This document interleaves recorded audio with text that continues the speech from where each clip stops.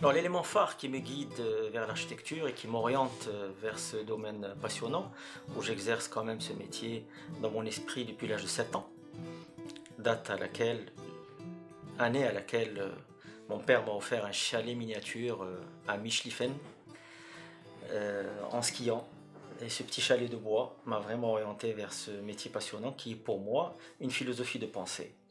Ce qui me guide, mon souci, c'est de faire en sorte que l'architecture exerce un effet de levier économique, social, politique dans la vie de tous les jours. Bien sûr, aller voir un site, c'est capital, mais c'est pas ça uniquement l'objectif. L'objectif, c'est développer notre pays, c'est construire le Maroc de demain, et c'est s'orienter vers un projet qui va exercer un effet de levier important, qui en fasse, de manière à ce qu'on en fasse un repère urbain, qu'on en fasse un symbole emblématique qui va donner naissance à de la création de l'emploi, qui va donner naissance à une architecture qui va durer pour la vie et qui va donner naissance aussi à une philosophie de pensée. Car l'architecture aujourd'hui, c'est une philosophie de pensée.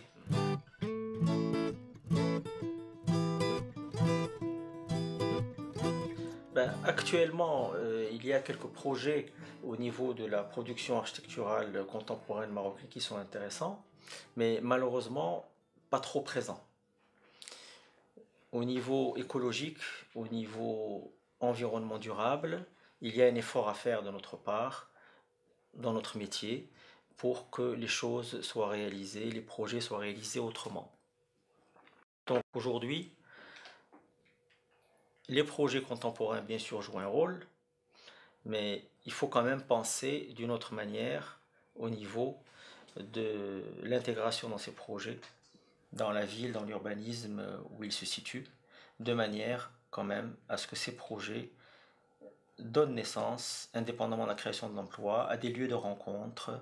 où les employés, dans certains endroits, vont être fidélisés, où on va créer quand même une vie sociale indépendamment de l'architecture, une vie sociale intéressante autour du projet qu'on met en œuvre, qu'on réalise. Il faut qu'on en fasse un pôle attractif. Pourquoi est-ce que dans notre pays, nos citoyens ne passeraient pas leur temps à prendre des photos de certains projets? Malheureusement, on les voit rarement. Mais ce serait bien quand même qu'il y ait une petite bibliothèque de données dans l'esprit de tous nos citoyens.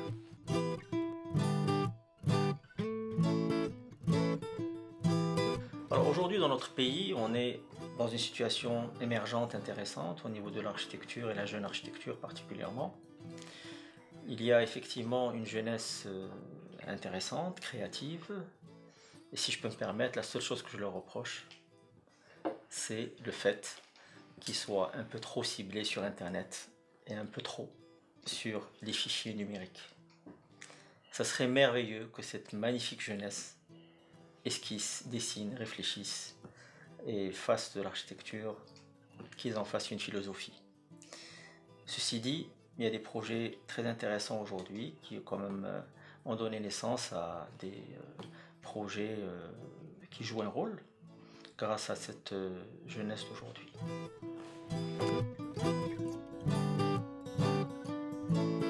Aujourd'hui, les projets qui m'ont donné un grand plaisir, si je peux me permettre, c'est tous mes projets qui m'ont vraiment passionné dans l'exercice de mon métier. Mais ce qui est particulier, c'est depuis quelques années, aujourd'hui on va dire depuis une dizaine d'années, les projets qui portent vers moi le plus d'attention sont des projets liés à l'environnement durable, liés à l'écologie, liés à l'énergie, qui ont quand même joué un rôle différent et plus intéressant que ce qu'on faisait avant. Les projets qui me passionnent aujourd'hui, c'est par exemple le siège de la fondation de l'OCP, qui joue à mon avis un grand rôle au niveau quand même de sa certification LEED, qui n'était pas facile à mettre en œuvre, mais quand même qui aujourd'hui donne naissance à un projet particulier, grâce à ses toits végétalisés, ses murs végétalisés, grâce à son système écologique, que ce soit même au niveau de la tuyauterie, même au niveau de la robinetterie, il a fallu vraiment qu'on cible des produits écologiques liés à l'environnement durable. Le siège de la conservation foncière et du cadastre et de la cartographie également est un bâtiment très écologique qui a également des toits végétalisés où on récupère les eaux pluviales non pas pour arroser uniquement les jardins, mais pour alimenter par exemple les WC. Et on a également on a mis en œuvre un très grand effort lié également au système d'éclairage intérieur et extérieur, où quand même les LED sont très présents. Indépendamment de l'investissement qui est légèrement plus élevé que les ampoules halogènes, un bilan nous démontre clairement qu'au bout de 3-4 ans, il y a une rentabilité extraordinaire au niveau de la gestion du projet. Le siège de CFJ Group à Rabat joue un rôle également au niveau de l'écologie. À titre d'exemple, nous avons pu réaliser ce siège qui est quand même implanté dans une avenue importante de Rabat. Mais l'écologie et l'environnement durable nous a poussé grâce au LED à ne pas avoir de post-transfo, ce qui est extraordinaire. Bon, il y a également le magnifique projet qui a vu le jour à Casablanca, Casa Nearshore, grâce quand même à une maîtrise d'ouvrage exceptionnelle, la CDG, qui a donné naissance à des bâtiments écologiques. À titre d'exemple, le siège de Dell a été répertorié dans le monde comme le bâtiment le plus écologique de Dell, ce qui a été officiellement même publié dans la presse et qui a donné naissance quand même à quelque chose d'intéressant. Indépendamment de l'écologie du système, il y avait également cette création de fidélité au niveau de l'emploi qui a quand même donné naissance à des employés qui n'ont pas quitté ce siège aujourd'hui, et Dell en est très fier grâce à la conception liée à des jardins intérieurs, des patios, un éclairage naturel, une orientation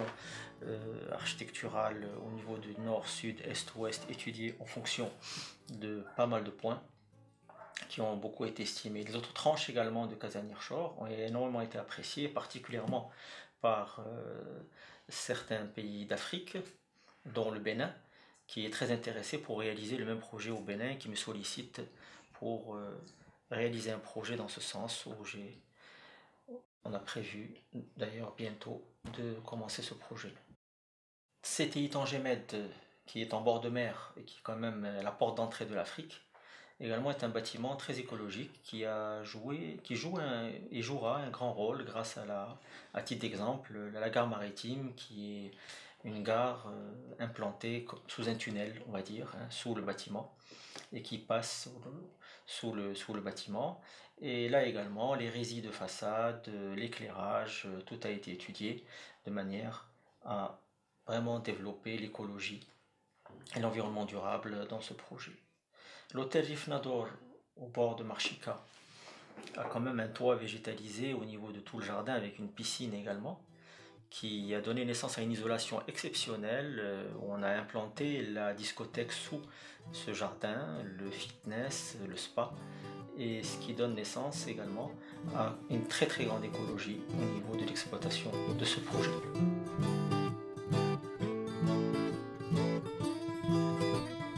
Les architectes qui ont joué un très grand rôle dans ma vie professionnelle et même en tant qu'étudiant, c'est Oscar Niemeyer, que j'ai beaucoup apprécié. Quand c'est impressionnant aujourd'hui de voir un homme qui a dépassé la centaine et qui continue à faire des projets magnifiques. Et son agence, c'est une colline au Brésil qui est exceptionnelle. Il y a également Toyo Ito, cet architecte japonais dont j'ai beaucoup apprécié la conception, qui est très zen, très minimaliste. Et également Zevako, dans notre magnifique pays, qui a également joué un rôle quand même assez intéressant au niveau de la créativité architecturale dans la ville de Casablanca et ailleurs.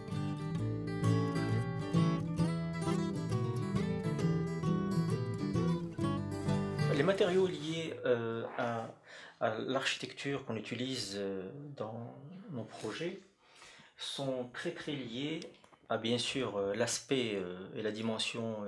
extérieure du projet, qui met en valeur et le projet qui quand même donne naissance à une pérennité inouïe. La scie Corten, c'est quelque chose d'exceptionnel que j'apprécie beaucoup, qui malheureusement reste quand même à un prix élevé dans notre pays. J'aime beaucoup les matériaux également tels que la pierre naturelle, dépendamment des villes ou des pays où on exerce. Cette pierre va être différente en fonction de la région où on se trouve,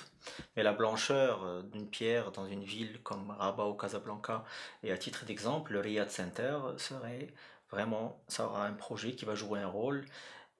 également grâce à cette magnifique pierre blanche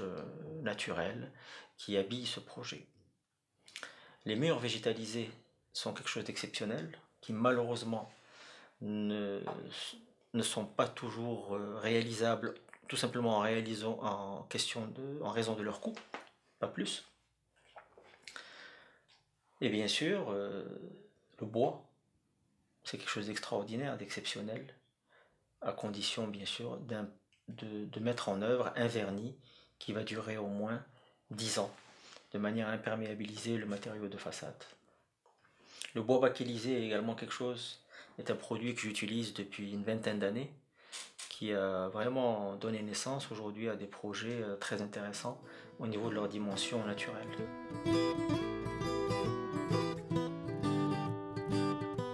Le discours de Sa Majesté qui date du 14 janvier 1985 est pour moi, en tant qu'architecte, un discours exceptionnel et vraiment un discours qui jouera un grand rôle dans l'exercice de notre profession. Intégrer la dimension culturelle marocaine dans nos projets est une nécessité. Pour quelles raisons peut-on se permettre de réaliser un projet aujourd'hui au Maroc qui ressemble à celui qui se fait dans d'autres pays? Pourquoi ne pas intégrer, avec une réflexion particulière, la dimension culturelle traditionnelle marocaine, mais contemporaine, qui date de l'année en vigueur, de manière à pousser les architectes dans notre métier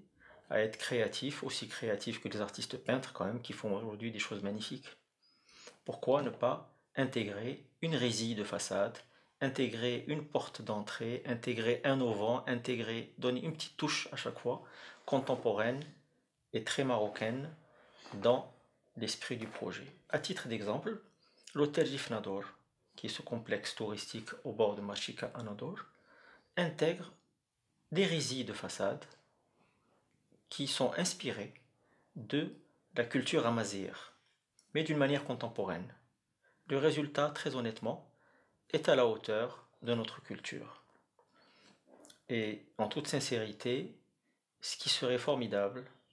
c'est qu'on intègre cette dimension culturelle traditionnelle,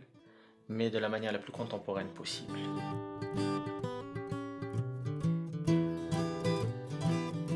L'architecture au Maroc,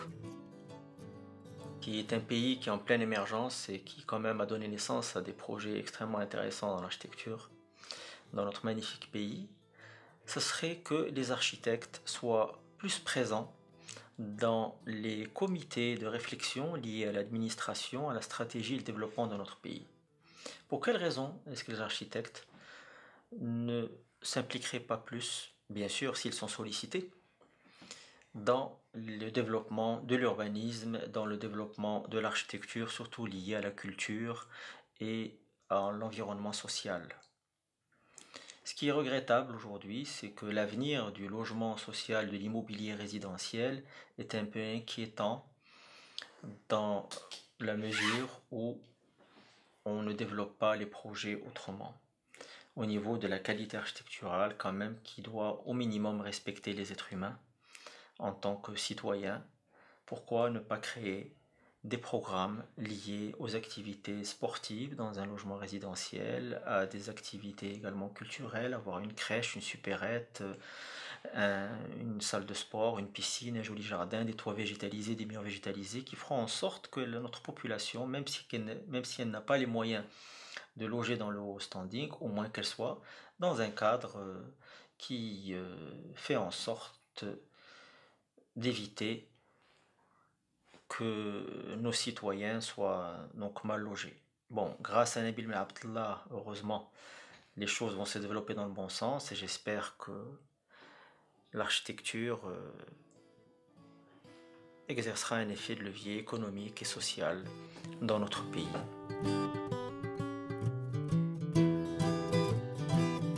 Donc, en conclusion, ce qui serait extraordinaire et vraiment l'idéal pour notre magnifique pays, ce serait d'introduire la culture architecturale dans l'enseignement, au niveau de son éducation bien sûr, ce qui permettra à notre population, à nos citoyens, d'intégrer dans leur esprit la culture architecturale qui peut donner naissance à un développement stratégique différent, ce qui peut exercer vraiment un effet de levier économique et social très intéressant pour notre magnifique pays.